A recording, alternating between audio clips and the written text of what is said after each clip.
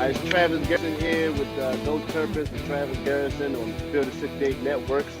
Got my brother James High Flying Gist all the way from Germany in the house. What's going on, bro? Nothing much, my G. Chilling, brother. Chilling, brother. Happy to be here, man. Good to see you too.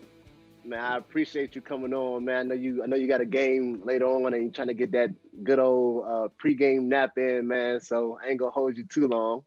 That's good. I ain't worried. You had a family, man. Everybody good?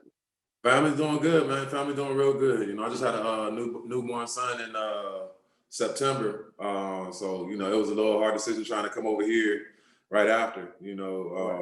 But with the pandemic and everything going on, had to make that move. Keep playing. Family's still in the States for now. We're gonna try to get them out here as soon as my son can get his passport and everything like that. But ultimately, the family doing good. Wifey doing good. Everybody healthy, man. Can't complain. That's all you can ask for, man. Congrats on that, man. I saw a little man. I said, "That's what's up, man." Thank you, bro.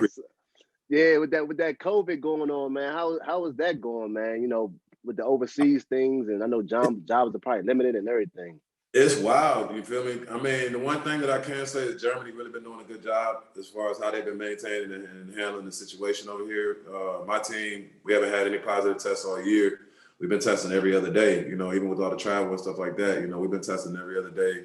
And guys have just been, we're respectful of, just understanding we got a big goal at hand right now. We need everybody. You can't be out there lollygagging and right.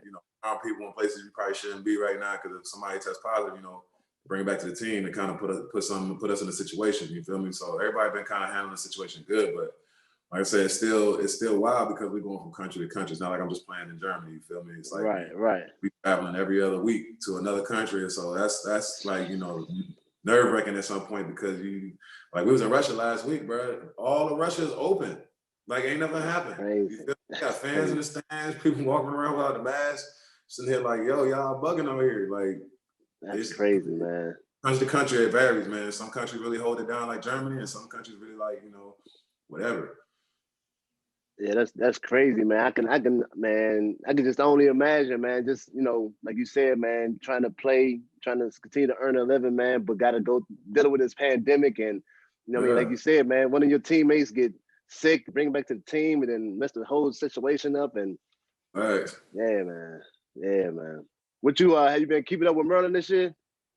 I have been. I've been tapping in. I got them on my ESPN app, so when games go on, they already pop up and I already know what's going on. I seen that they got Purdue the other day, 1-1.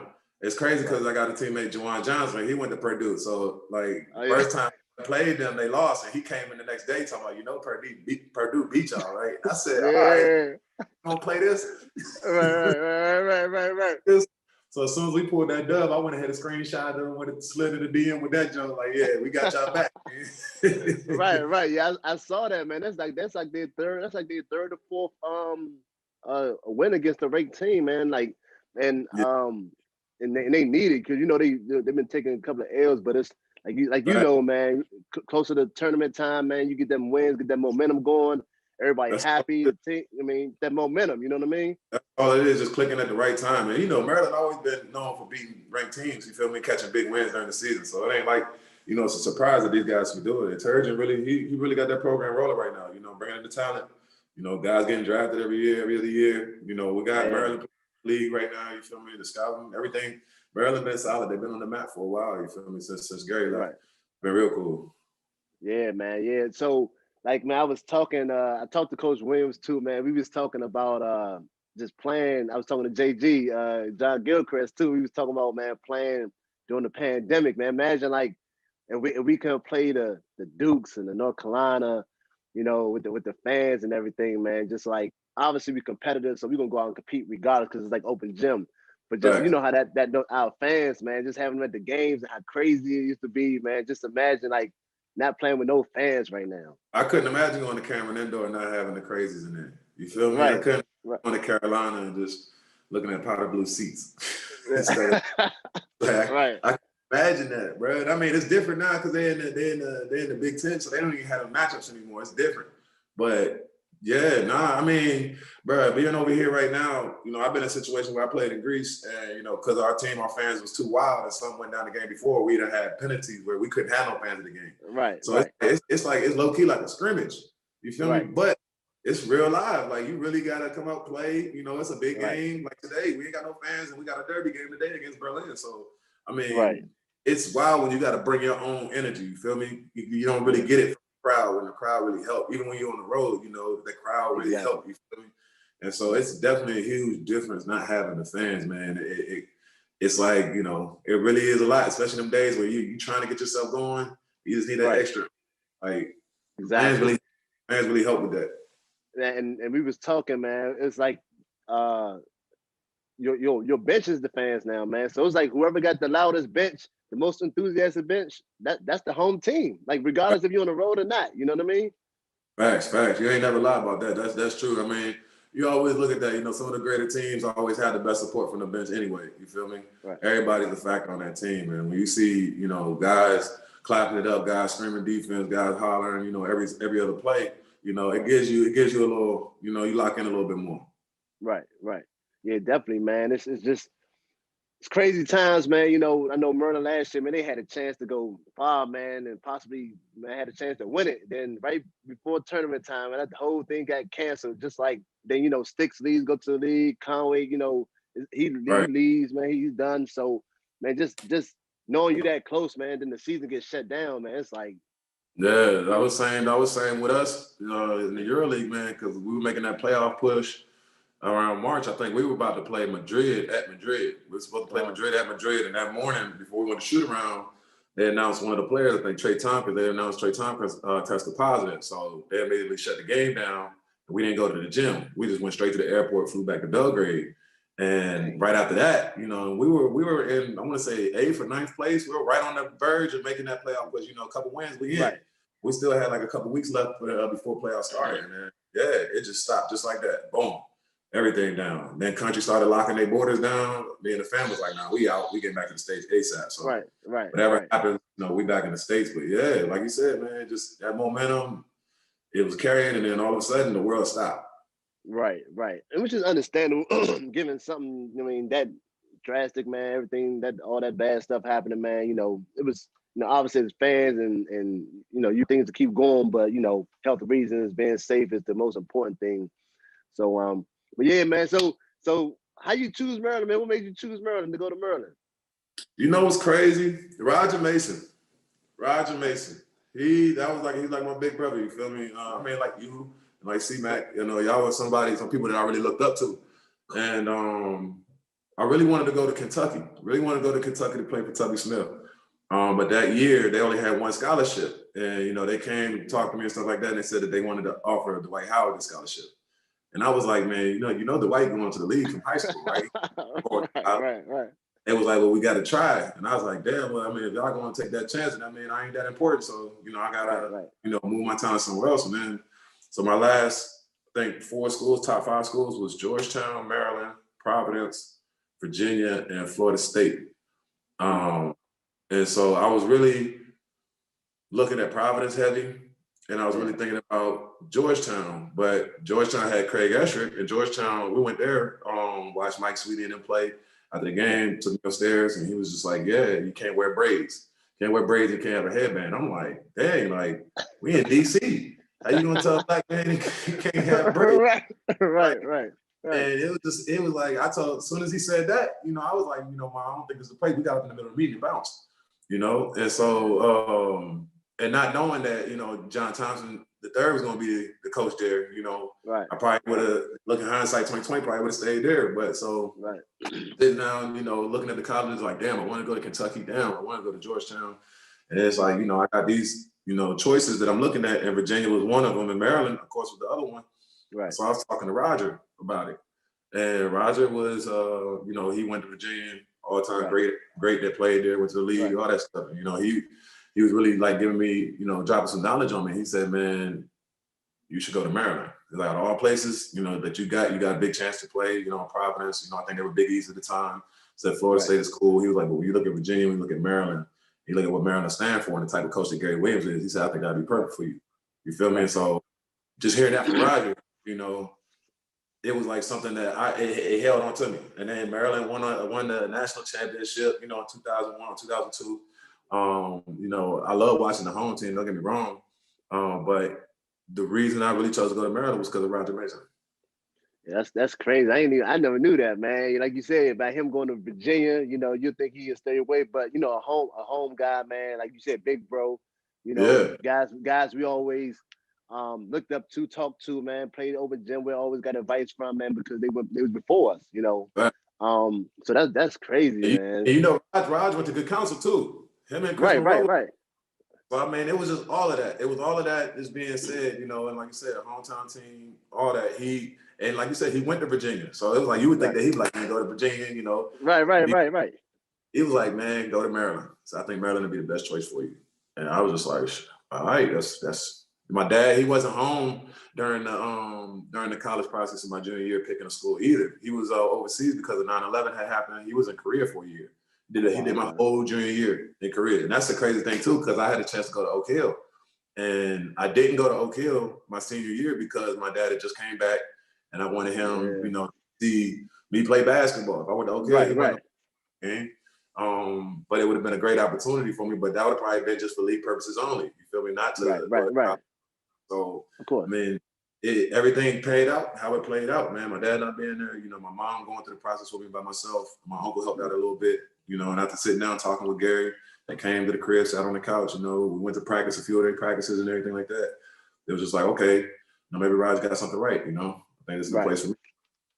Yeah, man, because I know when I was there, you was just coming in, you was a freshman, man, but you was still catching bodies there like you catching bodies. that ain't changing, man. That ain't changing, man. I'm talking about, for real, bro, like I was the only freshman that came in, I think. And Dave Neal came in, but you know, it was supposed to be me and Rudy. It was supposed to be me and Rudy Gay. We were supposed to come in together, and then last minute, Rudy ended up going to UConn. Right. He ended up giving it up to UConn. So I was like kind of like the lone freshman to come in and like to be able to play immediately with it was like, well, we had 6 sophomores, 5 juniors, and all y'all was established.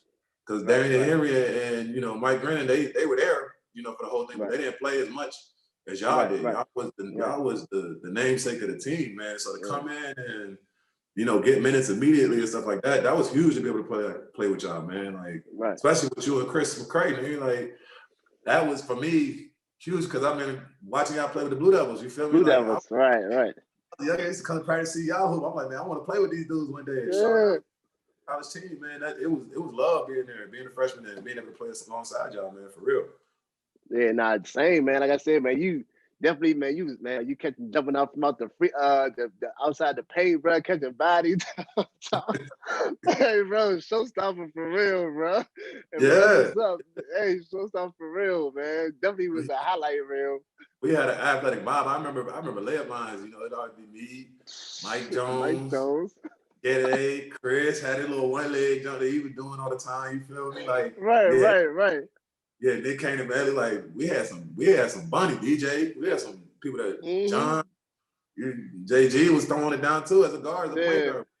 We had some athleticism. That was our namesake. You feel me? That was our identity being at Maryland. You know, we was flying around defense. Everybody in the pass lane. We were leading the country in defense a couple years. You feel me? Like that was our thing, bro. We was athletic. So that's why I just fit right in. Right. Yeah. Yeah, man. So what was some of your greatest memories at Maryland? Like I said, I know we played together for a year, and then after that I left, and then, you know, Grievous and those guys came in, and I still had a mob. You know what I mean? Right. So I mean, you know, playing for a coach like Gary, I mean, you feed off of his energy.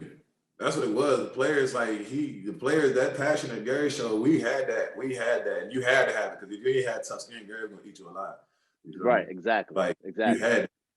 And I mean, it's just different now. You know, guys are a little bit different now. The game has changed. You know, they're not as tough mentally like that. You know, you kind of got to smooth over the egos now. But Gary wasn't about that. You know, for me, I think some of my most memorable memories was probably my freshman year. We went into Cameron Indoor and won at Duke. You feel me? Like, and you don't win at Duke. Everybody don't win at Duke. You don't just go in there and get dub.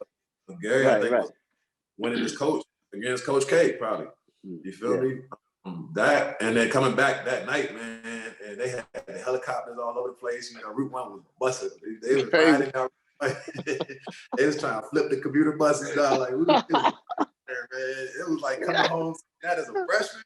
Like, what love they showed us, man, was crazy. The love they showed us was crazy. You know, that was one memory. I think another one was when I think this was after you left. I think DJ and them were seniors, and we made that one. We made the run to the tournament. Made the run to the NCAA tournament, and I think we were down and out. Like, we had no chance. I don't even think we was on the bubble. And like Gary, you know, I pretty much chopped it up. It was like, all right, y'all don't want to play. I'll be here next year. Y'all won't, type stuff. Like, he was taking it like that. You feel me? And so we kind of looked at each other and was like, man, we gonna make this happen now. We ran on 7 straight at the end of the season. Meanwhile, we knocked down Duke, Carolina, and I think it was Virginia Tech. Like, we beat like 3 top 10 teams on the way. And so we was rolling as the highest team in college basketball at that time. Like, we was like really something to be reckoned with. And we ended up making that push. I think we lost the first game in the SEC tournament to Miami. My man, Jack McClendon, lit us up for like 33, 36 or something like that. But we lost that game and then went to the tournament, you know, played Davidson first round, had Steph Curry. We got them out of there. And then second round, we played Butler, man. And I think we tricked off playing Butler because we were looking at playing Florida the next round. We was like, Florida won the year. We won Florida. We were looking to play Florida at 16, and we ended up losing to Butler by like 3. Mike Green and them, they got us out of there. But just that whole experience of going to the tournament was dope. You feel me? That was a dope. And then, of course, you know, one of the biggest victories for me was winning in Carolina when they was #1 in the country. It was 17-0. They had lost all season. And we went in there, and I mean, we had them boys a fat L. And that was like that was an amazing feeling, man. It was just like, you know, you got some of those opportunities to really see what college basketball is all about, you know. That's the one that's about Maryland in the ACC was those matchups, man. Those matchups was crazy. And everybody would look forward to them. Everybody would look forward to them, you know. Be game of the week. We'd be on ABC, you know, stuff like that. It was lit. Nah, definitely, man. I talked to, me and Coach Williams were talking, and we talked about that whole experience, man, our time there, my time there, just, you know, looking back on it, man, you know, a lot of stuff that, you know, Coach was trying to tell me, for example, you know, the advice he was trying to give me, I was like, man, I was stubborn, man. I wanted to do things my way, man. Me and him used to bump heads a lot, you know, get kicked out of practice all the time because, you know, I want to do things my way. But I told him now, looking back on it, you know, I know a little bit after I left Maryland, man, I think I sent him like a text or I wrote him like a letter. I forgot what I did, man. But I was just like apologizing, like, man, you know, I should have listened to advice. You know, I know you was trying to help me, but in my head, you know, as us, man, we always got people in our ear, like, man, you should be doing this, you should be doing that, you should be playing like this, you should be playing like that. So, you know, I was trying to balance all that at the same time, but not listening to what Coach was telling me, which I know it would have helped me in the long term. You know, because he was like, man, you know, like look, good guys like Lonnie Baxter and those guys, man, that could do both. You know what I mean? Yeah, you can shoot it, but you know, you can have both styles of play, man. You go further in your your professional career, and you'll have a chance. And I was just like, man, yeah, I apologize. Even when I had him on a show a couple of weeks ago, man, I said the same. I like, dang, man, you know, looking back on it. But now what I do is I use that advice and those things to help the younger players. You know, when I talk to them. You know, so so I mean, do you have any experience like that, or? I mean, for me, because with me, I never looked at myself as a great basketball player, man. Like, I never did. Coming up out of high school, I was never looked at as one of the top ranked, you know, high schoolers. I was always in the middle of the mix. You know, everybody knew I could play, but I was never viewed as, you know, that top guy or, you know, McDonald's. I didn't make McDonald's, you feel me? I did the Jordan Capital Classic, but that was it, you feel me? So coming into Maryland, I think if I'd have taken it, you know, the mentality of it, like, yo, JG, you can really play, you can really go, you know, take it as that and not being so humble with it. Don't get me wrong, you know, being humble is something that everybody I feel like should do. But at the same time, I didn't have the mindset coming in knowing that my career could take off.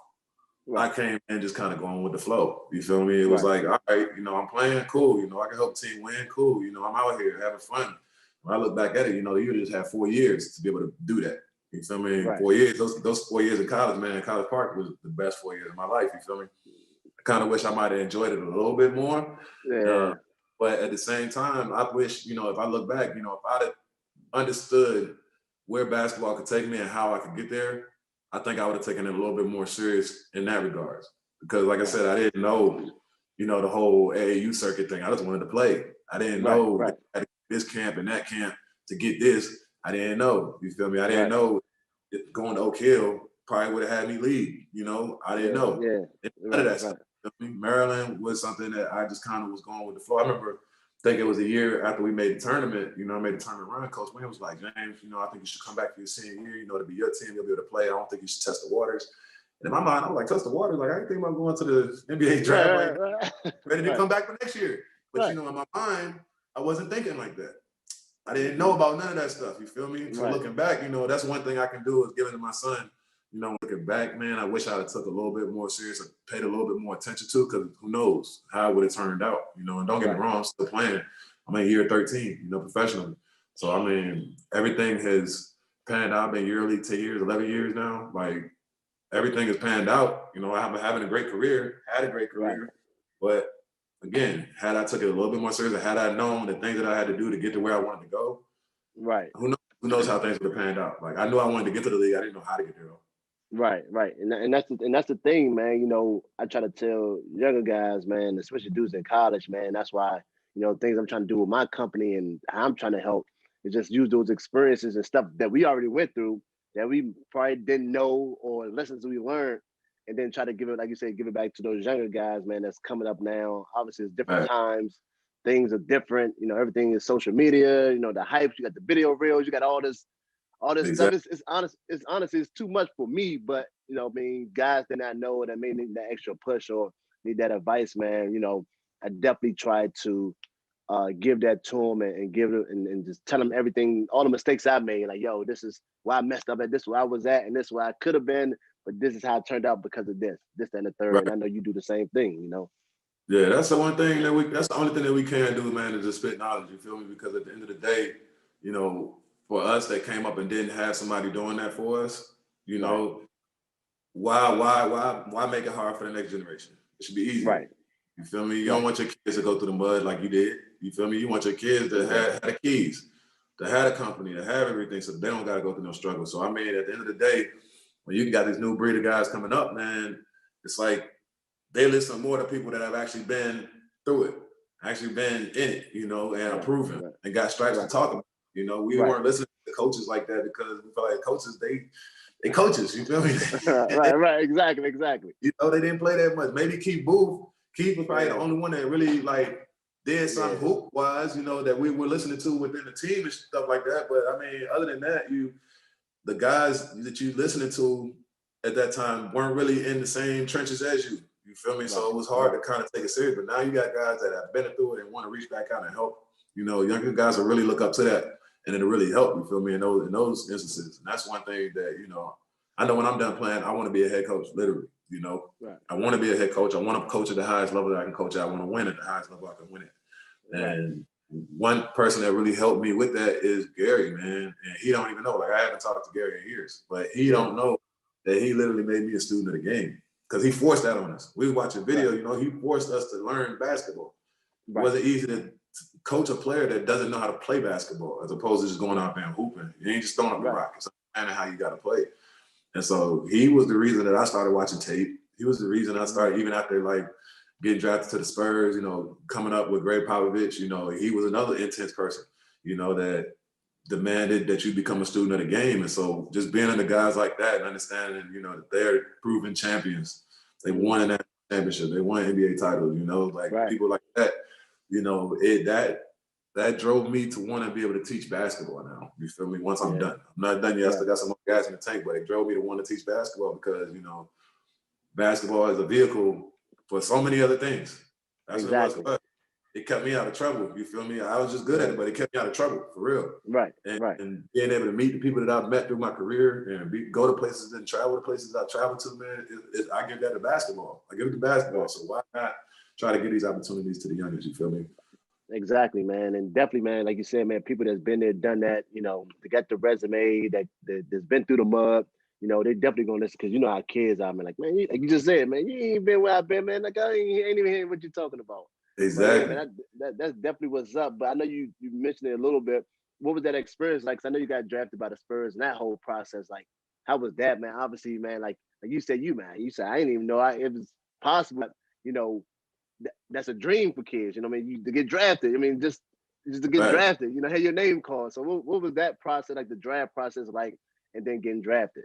The draft process, so I did like 19 workouts, my G. I did like 19 workouts. Like, it got to a point to where I didn't even know what state I was in. I knew what team I was working out with, but when you know do the interviews and stuff, I was saying the wrong places. Like, I'm in Chicago. I'm talking about Portland. It's like it was so tiring, bro. Because I mean, every other day you're on a plane, you work out in the morning, and boom, you hit the airport. You go to the next city. You feel me? And so it was like that. And I remember it got to one point, man. I think I did all my West Coast workouts, and I worked my way back east. And I went to work out in Miami, and Golden State was like, "We want you to come work out." And I was like, "Man, I was just on the West Coast last week. Like, I'm not going from Miami to Golden State to a trip and a half." I said, "I'm not doing something." I said, "Cancel that workout, man. Cancel that workout." I said, "I'm not, like, that's too much because I got to go up to Toronto from Miami. I'm already taking a flight." You feel me? So I ended up having a good workout with Toronto. Boston called, wanted me to come and work out. This was the last day. This was my 18th workout. Boston called, and this is right before the draft, like 2 days before the draft, 2 days before the draft. And so they're like, "All right, I'm gonna go up there and work out." They had the 30th pick or something like that. Work out with them. Right after the workout, you know, I'm getting ready to head to the airport. My agent called me like, "Boston wants you to come back for a second workout." I'm sitting here like, "Yo, come back for a second workout?" I'm like, at this point, I'm ready to go home. Right. I didn't think I was projected as a first rounder or even a lottery pick. Like I said, I was always in the middle of the pack dude. It wasn't like I couldn't hoop, but I was always in the middle of the pack dude. I just kind of wanted to be around the fam. So they called me in for the second. They called me in for the second workout. I think it was me, Mario Chalmers, J.R. Giddens, George Hill, and it was one other guy. He ended up getting hurt. So the workout ended up just being 2-on-2, and they added some managers. They threw some ball boys in that jump, man. I tell you, we was in there grinding. Me, J.R. Giddens, we was going after it, and George Hill and Mario Chalmers was going after it. It was cool. When we started doing the individual workouts, like the full court jumps, they was throwing lives to J.R. Giddens. He was dunking on these managers. So nasty. I'm talking about, like, first of all, y'all are ball boys. Y'all ain't got no business being out here. Looked like probably the best player in the draft in that workout, bro. I'm talking about he was in that jump just taking off on him.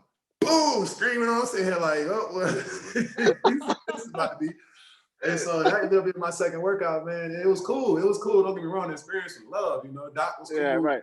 I think they had just came off of winning the championship that year. I think they just beat LA that year in the finals. So I mean, they you know, they really had that championship mentality, that morale up there in Boston at that time too. So it was a dope experience going up there to work out with them. So going back home, you know, I'm thinking like, all right, it's a couple teams that I know I worked out really good at. Toronto was one of them. Boston was one of them.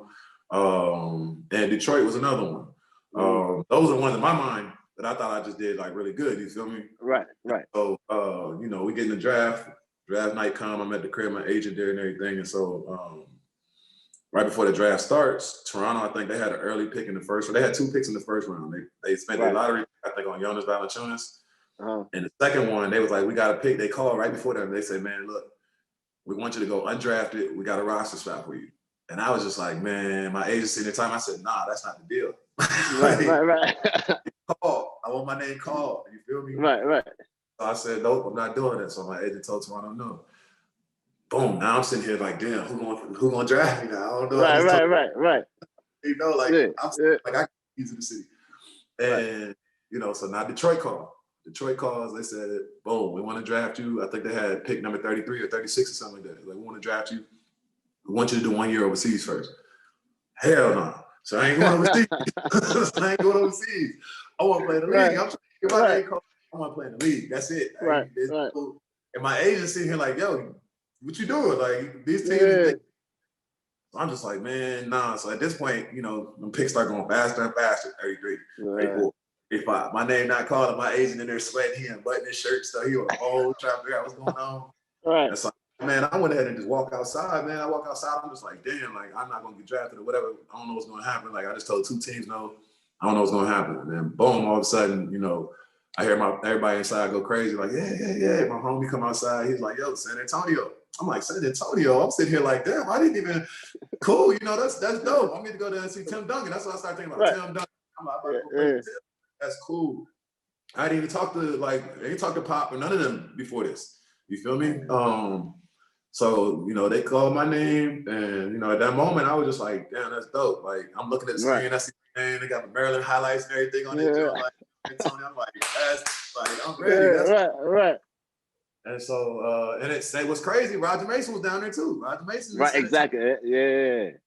So it's crazy how that just keep coming up. Yeah. So, you know, that whole moment was just like, it was euphoric, you feel me? Just to feel that, like, damn, I made it.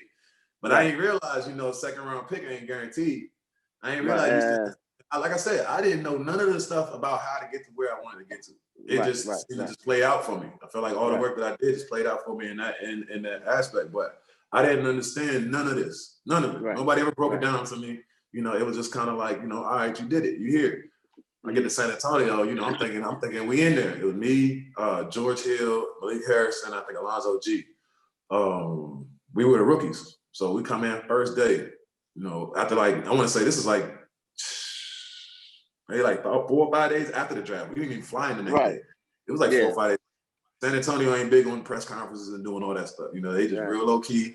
They just real professional with their stuff. So we walk in the practice facility, and Popovich he working out on the stairmat. So he, you know, getting on the elliptical. He going hard. This face the practice floor. So we walk in. So as soon as he walk in, he stops it. Boom. He's like, "Oh, you don't mind if I cuss on here or no cussing?" I mean, no, you good. So he hops off the thing. He hops off the elliptical. He hits the button. He's sweating. Where the fuck have y'all been? It's been 4 days since the draft. I'm sitting here like, yo, like y'all bought our plane tickets. This is what they told me to come here. Like, I'm talking about energy from the jump, bro. That energy from the jump. And I'm sitting here just stuck like, all right, my bad. We late. Like, what we gotta do, you know, we gotta work. And he's like, no, I'm just playing with y'all, man. Welcome to San Antonio. You feel me? It was just one of the moments like, my heart stopped, bro. That's like, crazy.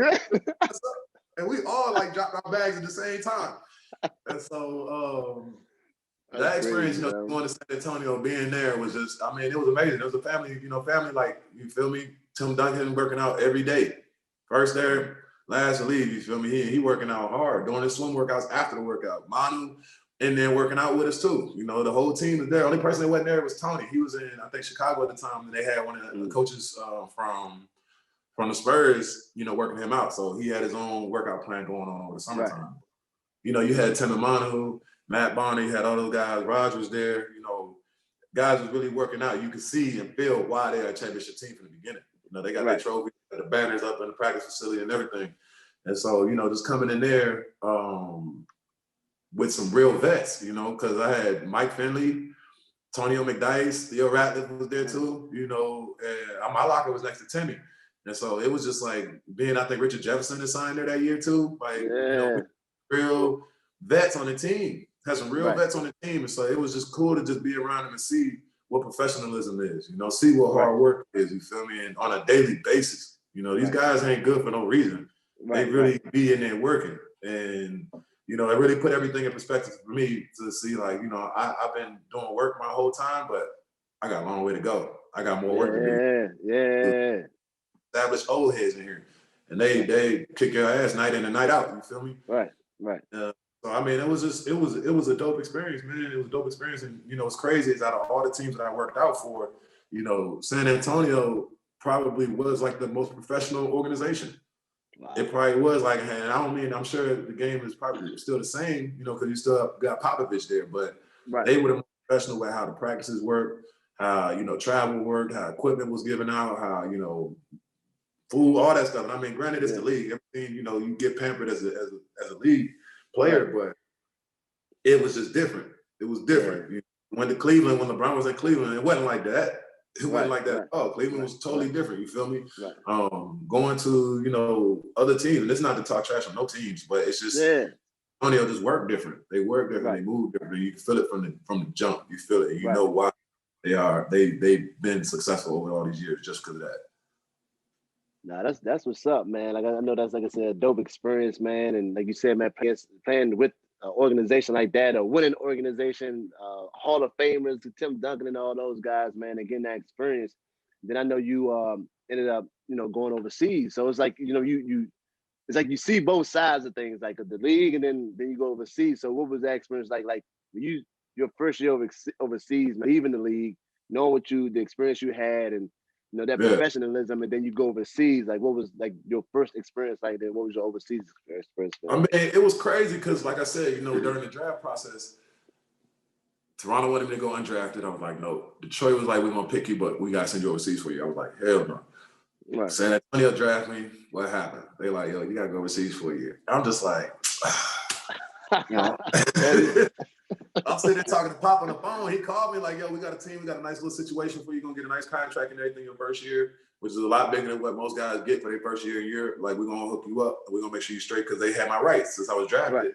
Even though the contract is not guaranteed, my rights are locked in. And that was one thing I didn't know, that hindsight is 2020. It probably would have been better to go undrafted. You feel me? Because now I can choose the teams that I would want to work out for or play for, or I have the chance to talk to other teams and see what they want. And Toronto said they had a roster spot for me. They just wanted me to go undrafted.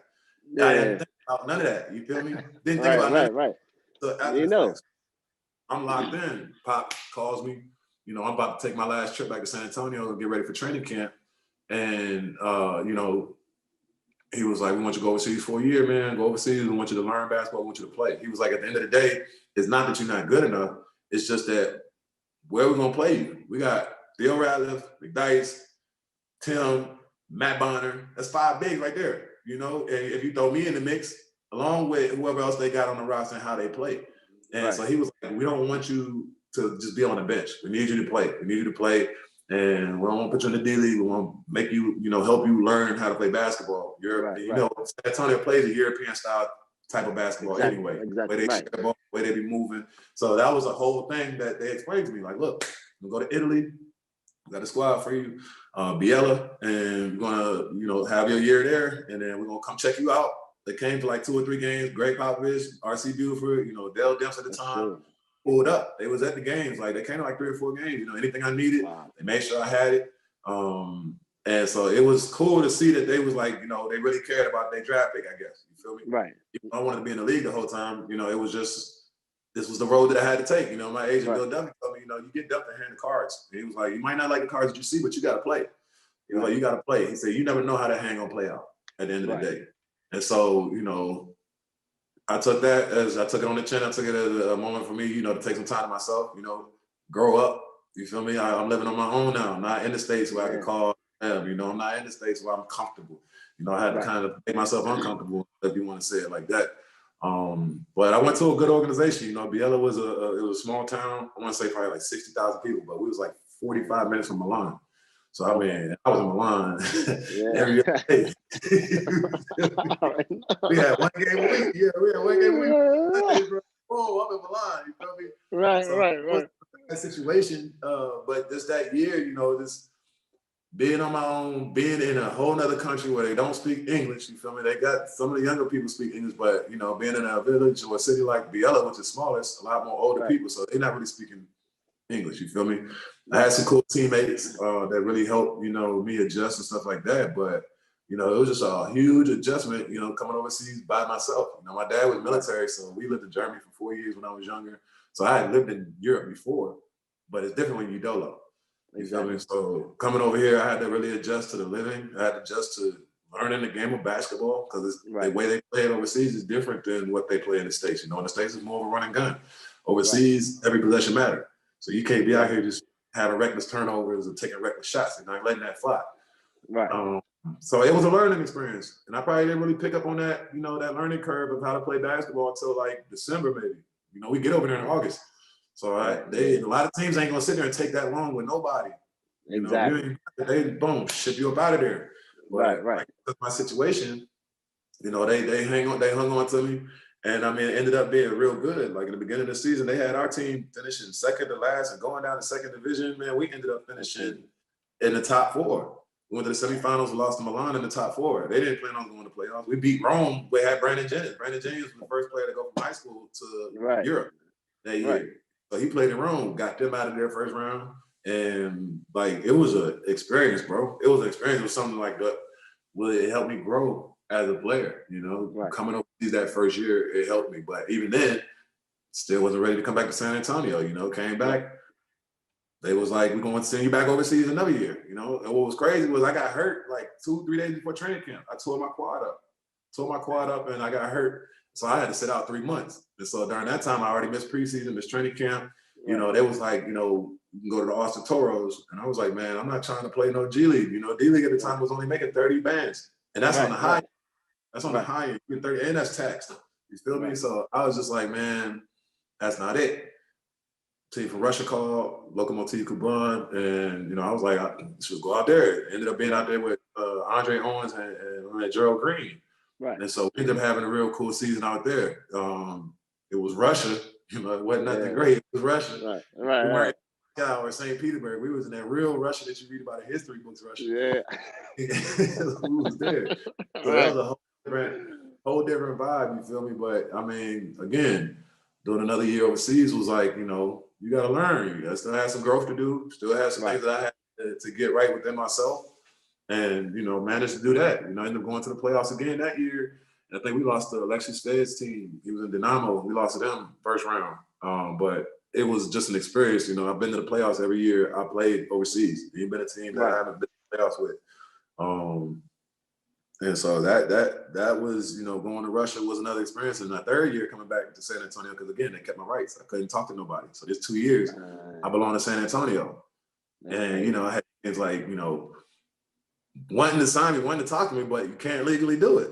Do this if I get San Antonio to release my rights. And so my third year coming back, you know, I told him, I said, you know, I'm going to training camp. And we're gonna figure this out. Either y'all gonna sign me or I'm out. I gotta force y'all hand on this because I'm not doing this whole overseas bid thing.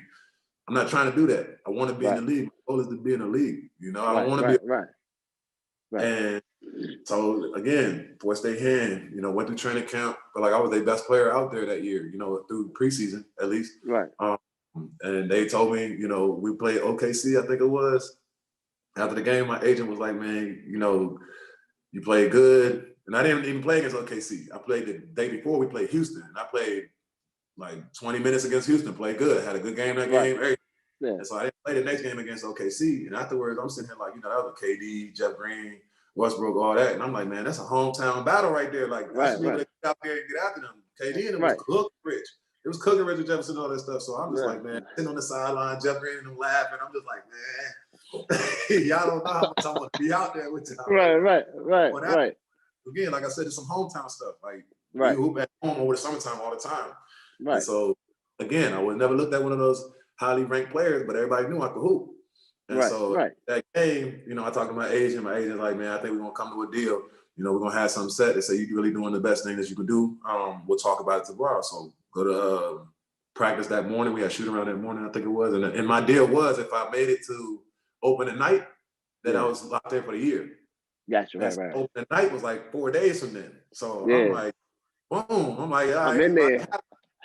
Man, in the locker room chilling. They was like, hey, James, Pop, Mom, come talk to you. I said, all right, I'll be there in a second. And so I went and go in there, and it wasn't even Popovich. It was Chad Forcier. It was a player development coach. Like, it was, I think we're gonna make a move. We're gonna let you go. And I was just like, that wasn't what I was expecting to hear. Right. Like, man, I done did this 3 years in a row for y'all. Like, everything, and now y'all gonna tell me that it ain't it. I'm like, you know what? I didn't even blow up. I wanted to, and I was just like, you know what? Thank you for the opportunity. But thank you for the opportunity. I appreciate it. You know, I enjoyed the ride and everything like that. I wish I had the best of luck. You know, that's just what it was. Kept it like that, and I got my stuff and bounced, man. Got my stuff and bounced. Went to the crib in San Antonio because I had got an apartment down there, thinking everything would like be set. Bought a whip, apartment, everything. And so, you know, I'm just on the phone with my agent, like, man, you know, I'm a free agent now. I ain't got the right. Right. And it's like October, mid-October. It was right around my birthday. So really pulling up on November. Because the homie threw a surprise party for me. My wife at the time was my girlfriend. She threw a surprise birthday party for me and all that. And did it down in San Antonio. And that's when I got the call for Partizan, which was a EuroLeague team. Belgrade Serbia. Didn't know about it. I didn't know nothing about it, but it was just like, you know, it's EuroLeague, second best league behind the NBA. And my agent was like, this would be a good deal for you. And you know what's crazy? San Antonio had something to do with that. You feel me? I didn't realize how much work goes in behind the scenes and stuff, that it's just, you'll never know as a player. You'll never know as a player. It's better that you don't know because, you know, if you do, you'll start looking at people different. So I didn't realize that San Antonio had a hand in that because the week before they released me, you know, they was like, you know, we got another team overseas that we think will be a really good look for you. And I'm sitting here like, man, I ain't hearing this overseas stuff. Like, get out of my ear with that. Right. And sure enough, I got released and ended up on the team that they was talking about anyway. You feel me? And then when I got there, the coach was like, man, we've been waiting for you. We thought you was going to be here earlier. And I'm like, y'all was waiting for me. Like, what you mean? Like, I wasn't hip to none of this stuff, bro. So now, you know, this is the beginning of my EuroLeague campaign. Went there, me and Jan Vesely was playing with together on the same team. Jan was a 3, I was a 4. We had a big Nate Jawai, who was a 5. And, you know, Curtis Geralds, who I was with in San Antonio at the time, he had got traded to New Orleans. So instead of them releasing his rights, that messed me up too. I'm like, man, y'all released me, but y'all traded him. Why y'all couldn't trade me? You feel me? Right. I traded me and gave me an opportunity somewhere else. You know, that it messed me up. It messed me up. Yeah. So I came overseas that year, mad. Like, I was pissed off. And I had a chip on my shoulder, like, I'm gonna bust every European's ass. I'm gonna bust everybody's ass I play against. Like, I feel like I'm the best 4-man coming up over here. I don't want to be here. So, like, just get out of my way type stuff. And that was the approach that I had to that season. I remember one time the coach sat me down with the GM, the president, and the translator, because they didn't really speak English. Yeah. I was like, why every time we run a play, you get to the top of the key, the ball stop? I said, because I feel like the guy in front of me can't guard me. Just like that. I was like, I said, we run a play to get to a solution to where, you know, we can score. Right. If I can score, why are we running the play? Like that, I just like I was really that upset and I was that blanket. I was just like, you know, I said, I feel like I got a mismatch every time. And I'm scoring. I was like, so I mean, why are we even sitting here having this conversation? He was like, yeah, but we got other people on the team that we really want to get, you know, kind of push up. And they were talking about Jan because he was gonna be he was a lottery the next year. But he had a lot of NBA teams coming, so they wanted to get him looks. They had a lot of Bogdanovich is in the league now. He was a junior team player. You feel me? When I was in Partizan. And he came up and played every so often some games. And so they like really had some young guys, along with some other guys too that I'm not gonna mention, but they had some other guys on the team that they really wanted to get looks for Serbia for the purpose of the team. And so they was just like, man, we want you to just be able to try to involve everybody if you can. You know, we feel like you're a great player. And I was like, I feel like I'm the best 4-man in Europe. I don't think there's no 4-man out here that can stop me. And they were just looking at each other like, damn, he's really serious about this. It's like, we can help you. They were like, we can help you. We can help you do that. We can help you do that. We can help you achieve that, but we want you to just bring the other guys in too. And I was like, all right, like at the end of the day, I'm playing good. We're not losing. We're winning. You feel me? Why change anything up right now? But a team, you know, I'm a team player. I'm not a jerk when it comes to playing basketball. I'm a cool dude. I'm just gonna bring everybody together. I joke. I do all that stuff. So I don't never want to be looked at as a bad guy. And so when they told me that, I was like, all right, cool. You know, we left the meeting kind of we agreed, but we didn't agree on something. But we had a common goal that we were going to achieve with each other. And so, I mean, that year ended up being something crazy, man. I mean, we ended up winning the Serbian National Cup. We won the Serbian National title. Then we went to the top 16 in EuroLeague that year. We ended up winning the Adriatic League. You feel me? It ended up being a crazy that year. You know, that was a highlight season where it was like you didn't know who was going to get dunked on that game because you had Jan and Nate. I'm talking about we were throwing it down on people. Right. Crazy. It was like, who's going to stop? We had a mob, but we were just young. We were young. We didn't have the experience to compete with a lot of the bigger teams in EuroLeague. And I didn't know much about EuroLeague at the time. I just knew I wanted to get out there and hoop and get after people and show that I belong in the league, that I don't belong over here. You feel me? That was my whole goal, man. And then after that season, I had the opportunity where Denver, you know, wanted to sign me. But what was crazy was that year was the lockout. It was an NBA lockout. So, you know, my agents came to me and they was like, you know, we got Fenerbahce, which is a big team in Turkey. Right. And it was like, yo, I'm talking about, I ain't never seen numbers like this before, you feel me? And it was just, we got this right now. Like, you can wait for the league, but if the league if it's a lockout, then you're just going to be at home. You're a free agent, remember that. You feel me? So I'm just like, yeah, go ahead and sign that paper. Right. Sign that paper, you know? I guess I'm going back to Turkey now. Look, I'm talking about going back overseas now instead of going to the league. You feel me? Right. But that's what the situation was. You feel me? It was a lockout year. So, I mean, I had Denver, you know, had me on their radar after that season. And it was just like, man, you know, I had to make a decision where am I going to keep chasing this NBA dream, right? Or am I going, you know, am I going to make a living over here? Because I mean, you make good money over here, tax free. Right. They give you a house and a car. You feel me? Yeah. You got to pay. You can really save up everything. Right. If you go to the league, you feel me? You got to pay for your house. You got to pay for your car. You pay for everything, and you get taxed in every state that you play in. You feel me? All of it. It's crazy with the league how much money you actually spend. So even if you got league minimum, you be making $4 at the time. League minimum was like $450. Right. Tax half of that. It's $250. You feel me? After you buy a car and a house, you looking real slim in the pockets, buddy. right. Real slim in the pockets, along with the friends, the fans, and all the people that you know. You got the entourage on in the league. Exactly. Every night popping bottles, thinking you living. You look at that bank account at the end of the year, you tripping. You feel me? And you can't keep up with the max players when you first get in the league. You gotta get your max contract before you start balling like that. So I mean, it was really like on some. Do I really want to decide? Do I want to, you know, chase this NBA joint, or am I gonna make some bread overseas right now? Right. And so that was my decision. And then, you know, when I seen that team came and got Pat Beverly from St. Petersburg, Russia, I'm like, look, if the league wants you, they're gonna come get you. Right. If they want you, they really gonna come get you. If they don't want you, I mean, it is what it is, you know? And so, I mean, with that being said, you know, I just kind of made my living and got comfortable over here. And say, you know, I'm gonna do what I do. I'm gonna continue to try to dominate my position, try to dominate the game, and be somebody that maybe one day the league will try to come get. Right. But they're gonna need to sign. They need to give you that 3-year deal. That's what they're gonna come get you. They need to get that 3 year. Man, I need to be locked in. I ain't signing no chips. I wasn't trying to do none of that. Especially with the money that I was getting offered over here. It's like, yo, if I go to the league, I'm probably taking less, and I'm sitting on the bench. You feel me? Right. Not to say that I couldn't get on somebody's team and make myself, you know, a staple or establish myself. But at the end of the day, you know, if you go into the league, you kind of got to make your way. They already got scores. They already got people that's the name of the team. You feel me? They don't need somebody to come in there doing that.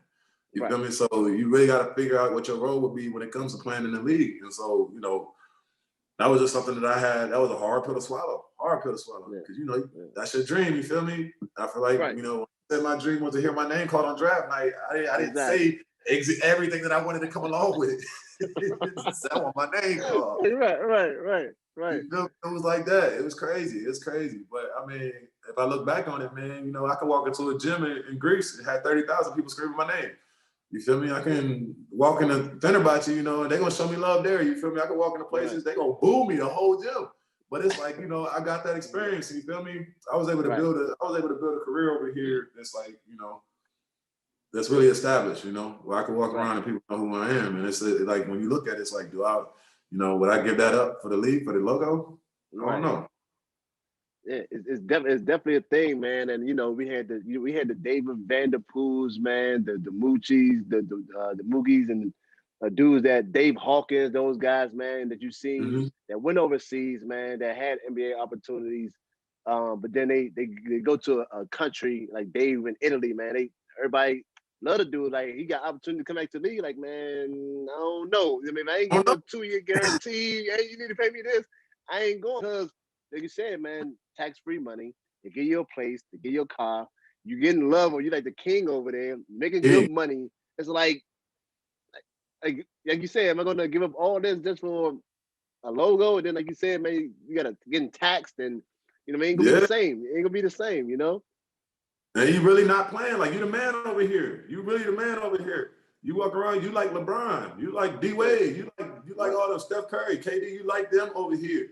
And it's like you go, and not to say that you can't, like I said, it's not to say that you can't go to the league and handle your business, but the league is a business at the same time. Exactly. So you're not gonna be playing 30 minutes a game when you get there. That time getting cut down more than half. You feel me? You might not play for a couple weeks until somebody get hurt. You know, you give up all of this over here for that. Yeah, I don't know. And that's more lock you in and make you a staple over there. Like, what are you really giving up? What do you play basketball for? Why are you really playing basketball? Exactly. You know, but you don't really understand that. Because you want that patch, man. I play it because I love it.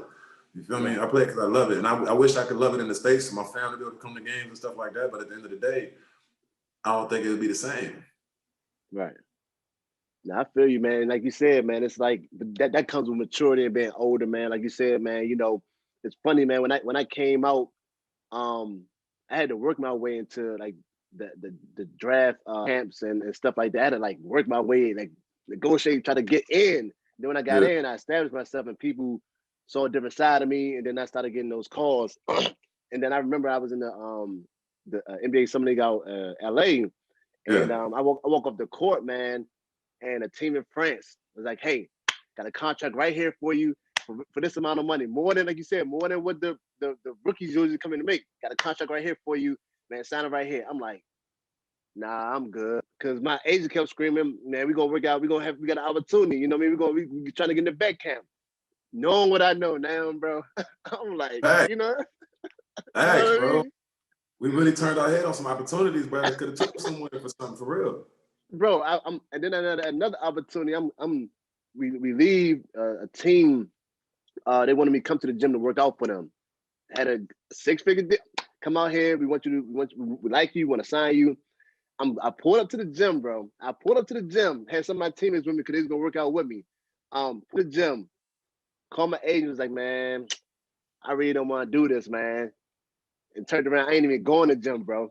I ain't even Damn. going to gym. Like, and looking, like I said, I'm looking back on this stuff. Then another time, me and Corey, I know you know my Corey McCray. We Yeah. running around this neighborhood up in Woodmore, looking at the houses, you working out. Like, man, thinking about all these dream houses and everything, working out. My agent called me before, was like, "Hey, man, we got a deal overseas for 6 figures." And I'm like, like I said, we started running, we talking, man. I said, "Man, I got this opportunity, man." But I mean, they say I'm so close to getting the opportunity to go to vet camp, man. I really want to do that, man. I don't know, man. You know, and then that's when I go back home and they're like, "Yeah, man, you're gonna probably go to the Lakers vet camp." You know what I'm saying? If they Yeah. never play drops out. So it was just like, man, like you said, having these opportunities, and we knew what we knew now, bro. I'm like, Yeah, we knew what we knew now, man. Would have took man. these a while ago. Was smoking. What? Come on, let's go. First one up. I'm like, Yes, I mean, some people sometimes you gotta fall to learn though. Sometimes you gotta fall to learn. Some people don't learn, just by the advice. Some people really gotta go through it to learn. That's the best, way to learn. It's the best way to learn sometimes. You feel me? Yeah, man. I'm like, man, but like I said, all those lessons, man. I go back and tell youngers, like, "Look here, man. Like you said, man, if they want you, they're gonna come get you. Wherever you at. If you can hoop, you can hoop. They're gonna hear about you. You know what I mean? They Yeah. everywhere now. The basketball is global. Right. What was the best country? I know we played together against each other in Greece. We was out there, man. We was out in Greece together. And we was out in Turkey together too, but you was in another city. Yeah. But Right. we was out in Greece together. We played against each other out there, man, which was dope. Who's I think Crappy. Landon was out there too. And he's out there. I Crappy, played against him Landon, too. Terrell Stokes. Me and Mike, we was on the same team. Me, Mike, and Terrell was on the same team out there. Yeah, Terrell Stokes was out there. And that was that, man. That was love that year too, because it was like, damn, we really got the homies out here. You feel Right. It don't feel like Europe so much. It feel like back home a little bit. We was all in the same. So it was dope. That was dope. Yeah, man. So I kind of know what you're gonna say, but what was the best country you played in? Like, what was the best? Like, I'm talking about, like, man, this been my best experience. I think I know what you're gonna say, but I mean, I honestly, I gotta say Greece because I spent 7 years there. You feel me? I spent 7 years in Greece. It was like one of them things like, I had came off of getting traded. I was involved in the first trade in Europe. I got traded from Malaga to Panathinaikos, middle of the season. And right before the middle of the season, in December. And, at that point, I was thinking like, damn, I'm getting traded like a team. The coach started putting stuff out there talking about, a team could never win with James Gist on it. That's crazy. Yeah, he started bashing my name in the paper. So I'm really thinking like, damn, is this like the end of my career coming up? What's going to happen? Yeah, right. I just didn't know what to expect after going there. And after leaving Malaga, like Malaga, Spain, bro, that joint is like paradise. You at the southern tip of Spain. I can see Morocco from my house. You feel me? Like Africa right over there, like a 2-hour boat ride. I could see this joint on a clear day. You feel me? I was living life like I thought I made it when I got to Malaga. When I got shipped out, bro, they shipped me to Greece down. And I was in the city. I wasn't even by the water. I didn't even know Greece was by the water. Like I never made in geography, so I didn't know where I was. Right. In Spain no more. I'm feeling hurt. Wifey was crying. She was like, "Oh, we looked at the window. We looked at another house." It was like, we thought it was the end, bro. I thought it was the end. I was like, after this year, I'm gonna have to up. You feel me? Figure something else out. Right. I didn't know I was gonna be in Greece for 7 years. I didn't know that was gonna be the start of something big. You feel me? For me. Yeah. So I mean, my son was born in Greece. You know, I can't say that Greece was anything less than great. But when I say experience, bro, I think my best experience was in Belgrade, Serbia, when I played with Partizan. The year I got released from San Antonio. Like that, people don't know about Belgrade. They ain't never been to Belgrade. That's probably one of the best that's probably like top 5 places in the world. When you talk about nightlife, when you talk about people there, when you talk about, just everything. And the games, bro, the fans, like it was crazy. Like it gave me chills thinking about it because I ain't never seen nothing like it. And Maryland, been to Maryland, we done had the Comcast rocking. You feel me? Yeah. Dressed up, it was lit. And so I was used to playing in big arenas. Right. I was used to playing in front of a lot of people. But the love and the passion that them fans in Belgrade showed for Partizan, bro, my first year there, I'd never seen nothing like it, man. When I got out there, I remember when I first got there, the city was run down. I mean, it's like almost a third world country, but I don't know if it is, but it was America, or NATO, they just had a war. They just bombed the whole city out. Them Croatia was beefing, like it was a lot going on historically that I wasn't hip to. So when I got to the city, it was like all run down and stuff. I'm like, man, where the hell am I? Like, get me out of here. You don't look like the projects in DC right now. You feel me? Like, you're trying to be here. It was a building on one of the blocks, bro. They had a live bomb in it that never went off. You feel me? A live missile that never went off. And they had like security around that junk. You feel me? So I'm sitting here like, yo, where am I? I mean, think about it. When you watch any kind of hitman movie or any kind of, thugged out movie, where the hitman from? Either from Russia or from Serbia. You feel me? Like it's real out there. It really is like that. Right. Remember one of the first games, you feel me? I called my agent. I was like, man, get me out of here. Like, I can't be here. Get me out of here. I don't want to be here no more. And he was like, all right, we're going to see what we do. Give me a couple weeks and I'll let you know. And so I had my first EuroLeague game at home. We played Maccabi. Bro, I walked in the gym 2 hours before. When I said that gym was full house. And everybody was wearing black and white. I couldn't understand nothing they were saying because, they speaking their own language, they singing their songs and stuff like that. I had my headphones in, bro. I couldn't even hear the music in my headphones. They were so loud. This is 2 hours before the game. And so I'm sitting here like, damn, like, who we playing tonight? I need to kind of get ready for this. And so I take my headphones off. I'm out here shooting and stuff like that, bro. So fast forward to the start of the game, when they doing the name announcements and stuff like this, the whole gym just start getting louder and louder. You can't hear the announcer over the speaker. I mean, the speakers in the gym, you can't hear it loud. You can't hear the speakers over the gym. And so now they take all their black and white papers, they flip them up, man, and the whole gym is just black and white. I'm sitting here looking like, I'm in awe. I'm like, I ain't never seen nothing like this in my life, bro. I'm talking, we went in there, we played Maccabi. I think Maccabi waxed us by like 22. We got drugged. You feel me? I'm like, damn, we lost on this night, man. I mean, it wasn't that game, but we lost. I'm saying like, damn, we lost on that game. And so go to the locker room, we pissed that we lost, coach in there screaming at us. The fans are still out there singing. They still out there singing, cheering, all this stuff. Like, and coach is like trying to get mad at us. He's just like, look, the fans want you to go back on the court. I'm like, the fans want us to go back on the court? Look, bro, I ain't never seen that before. You feel me? So we go back on the court, bro. I'm talking about now the soul left that gym. And this is like almost 30 minutes after the game. Nobody left. I'm talking about they all stayed in there. They all singing. We walked out, nigga. They clapping it like we won. We just lost by 20. They clapping it like we won. Bro. And so I'm sitting here like, yo, this is OD. And like my fans, my teammates are telling me, translate what they're saying and all this stuff. They're like, yo, we love you. We fight with you to the end, no matter what. All this stuff. Like, just keep playing hard. Y'all play hard. Maccabi a good team, basically. They didn't expect us to win it. But they all came out to show love. And I mean, the whole city came out, bro. I mean, that night, went to the club. Man, I ain't never seen nothing like it. Never seen nothing like it. I was like, hey, my agent, I said, yo, don't worry about it. I said, I'll stay here. I'll stay here this year. We're going to figure this out, man. I'm cool. And you caught it from the club, yeah? You caught it from the club? Like, yeah. I caught it from the club, son. I said, look, I'm good. I ain't going nowhere. Bro. I'm here for the rest of the year. On my mama, yeah. I wasn't going nowhere. Like, trash. I'm real experienced, man. I'm real experienced. I've never experienced that right there. I would have to say, I can't say, like I said, I can't say it's better than Greece because I spent 7 years there. My career took off there. everything happened there. My family was kind of built there, you know, just that's my foundation in Europe. But that first year in Belgrade, Serbia, bro, nothing like it. Nothing like it. Nothing like it. That's crazy, bro. That's crazy, man. A lot of people be wanting to hear these stories, man, and hear our experiences overseas. And you should write a book about experiences overseas. I said, look, hold. So we can talk about something. Talk about everything now. We can talk about some stuff, you know. I keep, you know, but look, man, you know, Facts. But what we come to learn, man, and what we found out, you know, because obviously as a kid, I've made NBA. Man, I tell people now, I said, man, my greatest experiences, man, was playing overseas. I love overseas, man. Like you said, the fans and people you meet in different cultures, man. I was in Turkey, you know what I mean? I know that lifestyle. I was in, I mean, so everywhere I went, man, it was an experience, whether it was good or bad. But you know what I mean? I met friends that I'm still talking to this day.